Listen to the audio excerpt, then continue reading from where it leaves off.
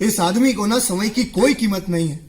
मैं कब से इंतजार कर रहा हूँ। मैं इंतजार कर रहा हूँ ना, उसमें भी कोई दिक्कत नहीं है, मगर काम तो समय से होना चाहिए ना। वक्त रहते अगर कोई काम न हो पाए तो बाद में पछताने की बारी आ सकती है।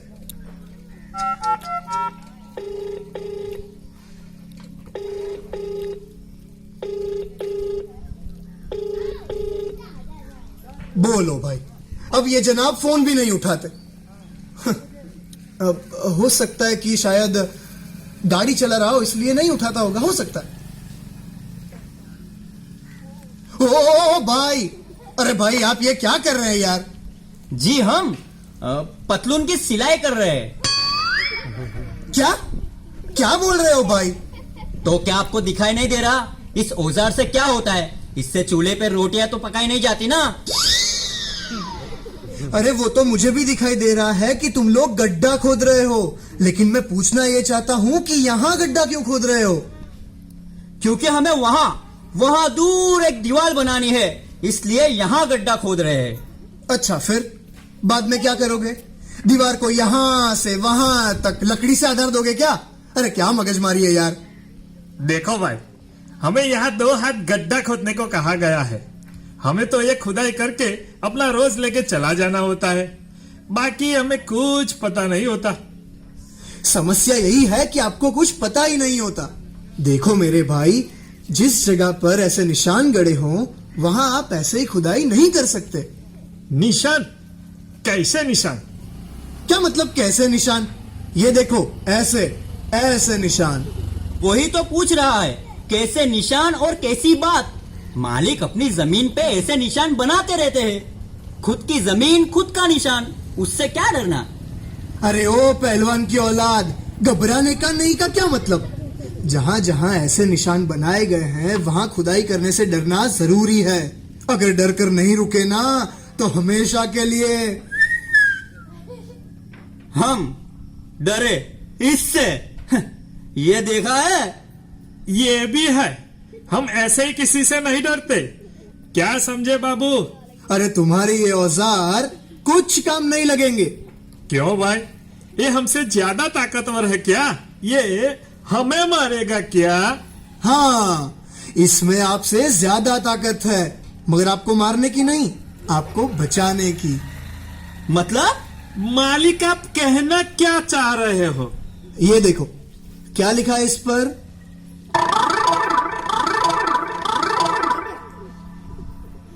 पढ़ना लिखना अगर हमारे पल्ले पड़ता तो अफसर ना होते आपके जैसे। अरे भाई, मैं कोई अफसर नहीं हूँ। पहनावे से तो आप अफसर ही लग रहे हो। हमारे लिए तो पतलून वाले सब लोग अफसर।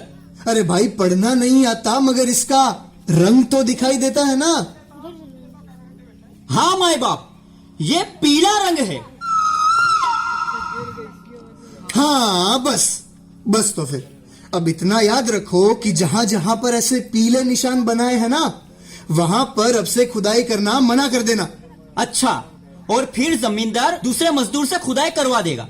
मालिक, हमारे पेट पे क्यों लात मार रहे हो? ये देखो, ये जो लिखा है ना, ये तो फोन नंबर है साहब। क्या आप भी? अरे तेरी, हाँ वही, ये फोन नंबर है ना, तो इस नंबर पर फोन करे बगैर खुदाई करने के लिए मना कर देना। पहले इस नंबर पर फोन करवाना, फिर खुदाई। वो भला क्यों? ये जो निशान है ये गेल कंपनी का है, और ये कंपनी बहुत ही ऊंचे दबाव वाले गैस को एक जगह से दूसरी जगह पाइप से भेजते हैं, और ये पाइपलाइन जमीन में 2 हाथ नीचे बिछाई जाती है। ये पाइपलाइन जहां जहां से गुजरती है वहां थोड़े थोड़े अंतर पर ऐसे निशान बनाए जाते हैं। इसलिए वहां पर खुदाई से पहले ही हमें पता चल जाता है, और पता चलते ही हमें इस नंबर पर कॉल करना रहता है। वो तो खुदाई करते वक्त हमें पता चल ही जाता है, त्रिकम की आवाज जो आती है। हाँ बस वही, वो आवाज ही तो नहीं आनी चाहिए, उसका ही तो ध्यान रखना है। इस पाइप में बहुत ही ऊंचे दबाव से मीथेन गैस पसार हो रही होती है, और अगर पाइप फूटा ना तो बम फूटने जैसी स्थिति हो जाती है। जान के लाले हो सकते हैं लाला, और कुदरत पे भी खतरा है। अरे साहब, ये अगर बम ही है तो कहीं पे भी क्यों लगा रखा है? कुछ लगे बगैर फूट गया तो? अरे भाई, अगर तुम ये सोच सकते हो तो पाइप बिछाने वाला नहीं सोचेगा। यह सभी पाइप बिल्कुल सुरक्षित है, अंदर से और बाहर से दबाव लेने के लिए पर्याप्त मजबूत है। मगर इसका मतलब ये तो नहीं ना कि आप इसके साथ कुछ भी छेड़खानी कर दो। अरे मगर ऐसे बम के जाले बिछाने की जरूरत है क्या है? अगर हम इससे छेड़खानी ना करें तो ये सालों साल टिक सकती है। इसे लगाने से इसमें से गैस एक जगह से दूसरी जगह काफी आसानी एवं तेजी से भेजी जा सकती है, जो सुरक्षित भी है और इससे सरकार को भी पैसों में बहुत बचत होती है। अरे उल्लू के पट्टो, तुम लोगों ने अभी तक काम क्यों शुरू नहीं किया? काम बगैर ही पैसा चाहिए क्या? आज अगर गड्ढा नहीं खुदा तो एक भी पैसा नहीं मिलेगा। माई बाप, यह अफसर तो हमें खुदाई करने से मना कर रहा है। कौन है तू?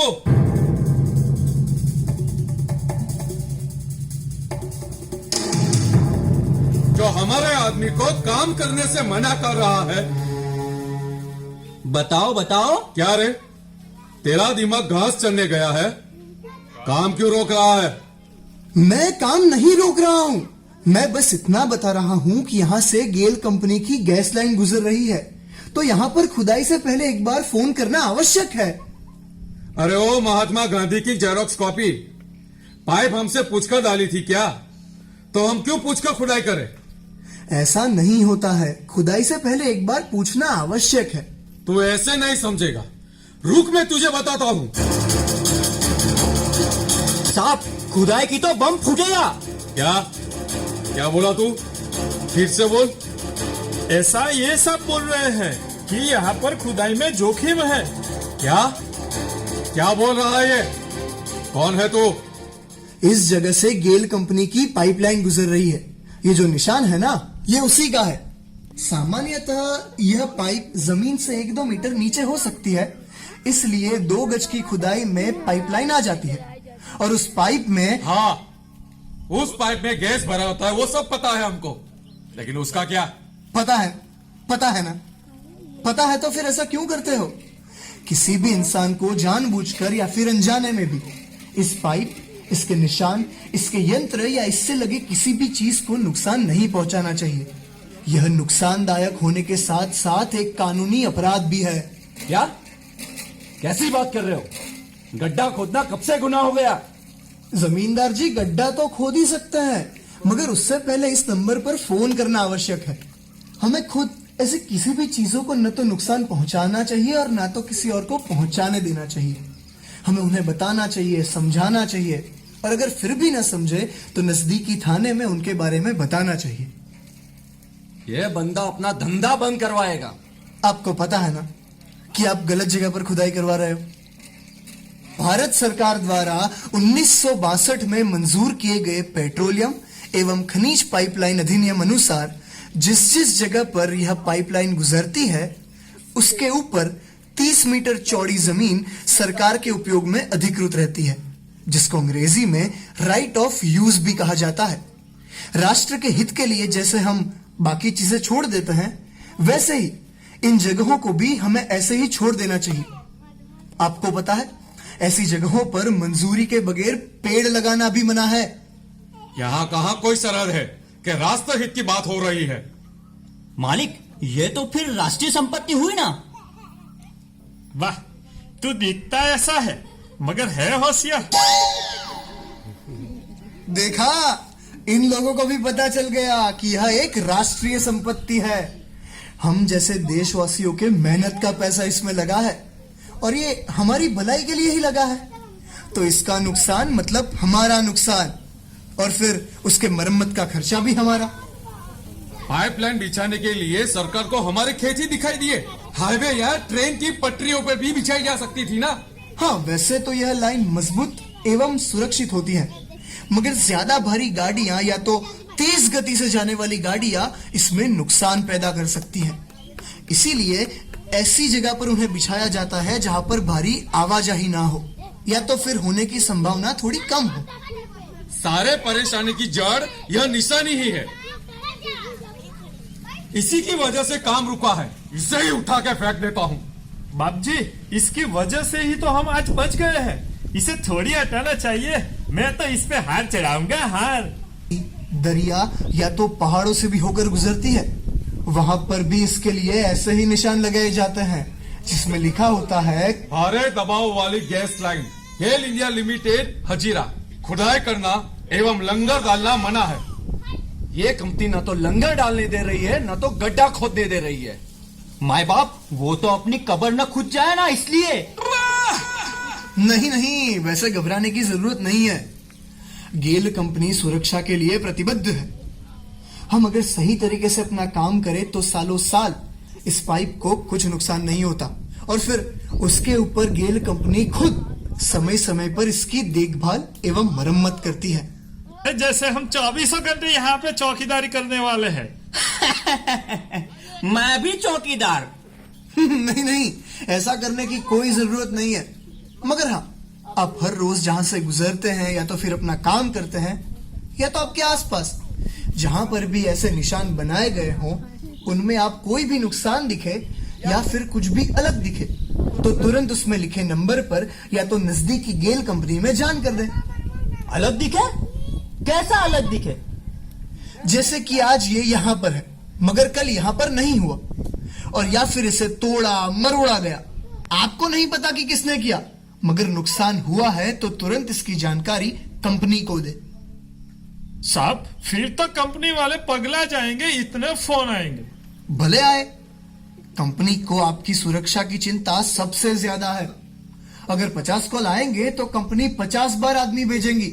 वो सब छोड़ो, मुझे ये बताओ कि कभी ऐसा हुआ कि देखने में सब ठीक ठाक लग रहा है पर फिर भी आपको गैस की बू आ रही है, उस वक्त आप क्या करोगे? साहब, अभी आप हमें डरा रहे हो। अगर खुदाई नहीं की तो गैस की बू कहां से आएगी? वैसे तो ऐसा होता ही नहीं है, मगर कभी ऐसा हो भी जाए तो आप तुरंत कंपनी में कॉल कर दें। हाँ भाई हाँ, समझ में आ गया हमें। कंपनी के आदमी आए तब तक आप क्या करोगे? बीड़ी बुझाने का, फिर भाग जाने का। वो तो ठीक है, पर उसके बाद क्या? आग बुझाने वाले को भी जानकारी दे देंगे, आ जाएंगे टाउ टाउ टाउ टाउ करके। और फिर मैं थोड़ी ना अफसर हूं साहब। हमें यह भी ध्यान रखना होगा कि वहां पर कोई भी ऐसी चीज ना रहे जिसमें आग लग सकती हो। वहां पर कोई गाड़ी या तो ट्रैक्टर चालू न करे, एवं अगर जो चालू है तो उसे तुरंत बंद कर दे। घबराहट में कई बार गलत चीजें हो सकती है, इसलिए ना तो खुद घबराएं और ना किसी और को भी घबराएं। हमें बस गेल कंपनी को इसकी जानकारी देनी है। उनके पास ऐसी परिस्थितियों को संभालने के लिए काबिल लोग हैं, वो आकर सब संभाल लेंगे। कभी कभी गैस की बू न आए मगर जमीन से फुसफुसाहट की आवाज आए, या तो फिर जमीन पर बर्फ जैसी जमावट भी हो सकती है। साहब, और एक चीज आप बताना भूल गए। अरे वो क्या भाई? ऐसे समय ना अफवाह फैलाए और ना किसी को फैलाने दे। मैं आज समझ गया कि गैस पाइप में किसी भी तरीके का नुकसान किसी भी बड़ी तकलीफ को न्योता दे सकता है, जो हमारे अलावा हमारे लोगों को भी नुकसान पहुंचा सकता है। इसीलिए सावधानी ही जिम्मेदारी है। और मैं भी समझ गया, बराबर समझ गया। इस जानकारी के लिए आपका बहुत बहुत शुक्रिया साहब। मगर एक बात बताइए, आप है कौन? मैं कौन हूँ ये मायने नहीं रखता, मैं क्या हूँ वो जरूरी है।